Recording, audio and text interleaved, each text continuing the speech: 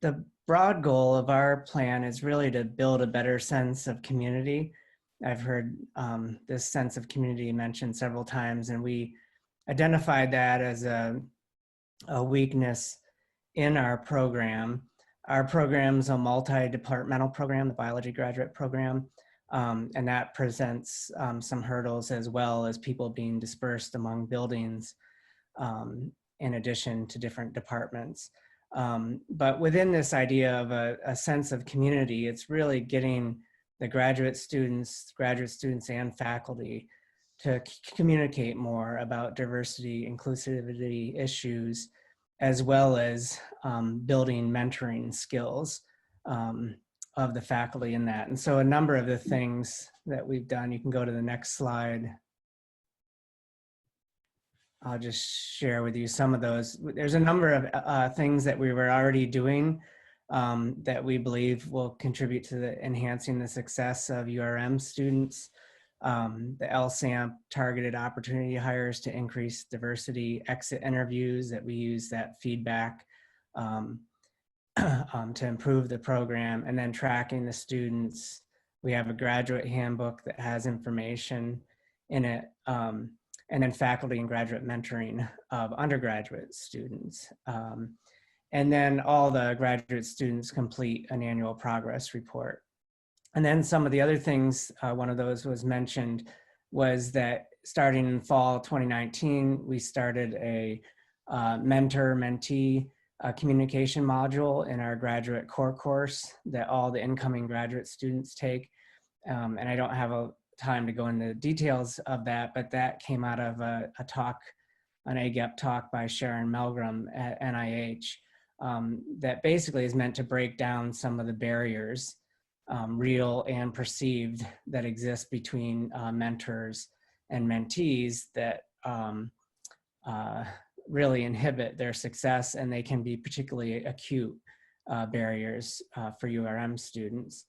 And then we have all of our graduate students now create an individual development plan that they share with their mentor.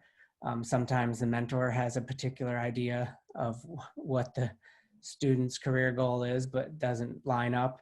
And so this is a way that they can share that information so they're clear on what their career goals are, and the mentor is clear on that.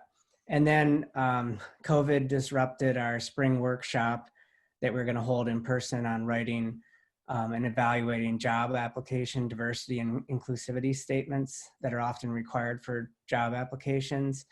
And then this fall, we'll start a peer mentoring program among the graduate students. And then the next slide.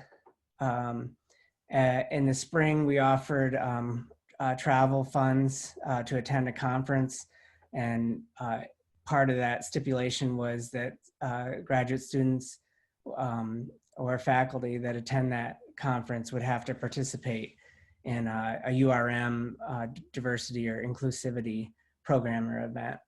And then the other thing is the recognition of activities for promoting diversity and mentoring have been included in annual activity reports and promotion and tenure evaluation.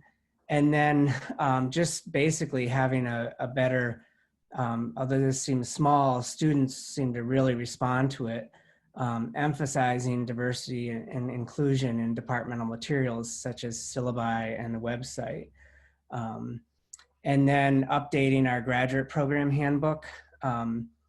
This may seem minor, but a lot of the graduate students actually read the handbook, and some of the faculty probably need to reread the handbook. And it provides a lot of resources there for both the faculty and the graduate students, and broader resources beyond our department. And then the other one is to create informal venues to really work on soft skills. And we did this this spring, where we had a Friday afternoon discussion of just big ideas. And it was actually students from multiple departments that attended, and anyone could talk about their ideas, what their research was. There was no credits for the course, and it really went well. And then the last one is that we hope to get some new information from the incoming cohort of fellows and incorporate that into our plan. So we view our plan as a living document that's going to change as we get input from students, other faculty, the college, and the university.